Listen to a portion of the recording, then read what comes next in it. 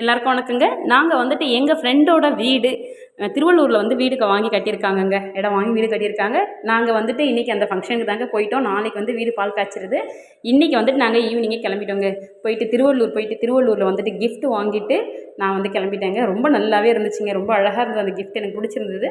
நான் வெள்ளியில் விநாயகர் வாங்கிட்டேங்க. வாங்கிட்டு அப்படியே வீட்டுக்கிட்ட வந்துட்டோங்க. ரொம்ப அழகாக வீடு சூப்பராக கட்டியிருக்காங்க. எல்லா ஃபினிஷிங் ஒர்க்கும் பர்ஃபெக்டாக முடிச்சுட்டு ரொம்ப நீட்டாக இருந்துச்சுங்க. வீட்டை பார்த்தோன்னே ரொம்ப சந்தோஷமாக ஆயிடுச்சு.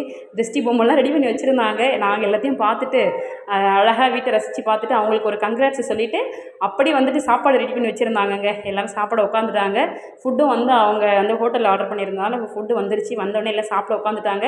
என் ஃப்ரெண்ட்ஸ், என் கூட ஒர்க் பண்ணுற என் ஃப்ரெண்ட்ஸ் எல்லோரும் வந்திருந்தாங்க.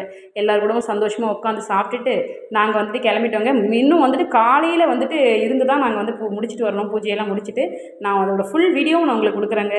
என் ஃப்ரெண்டுக்கு எல்லோரும் கங்க்ராட்ஸ் சொல்லிவிடுங்க. எனக்கும் ரொம்ப சந்தோஷமாக இருக்குது, மன நிறைவாக இருக்குங்க.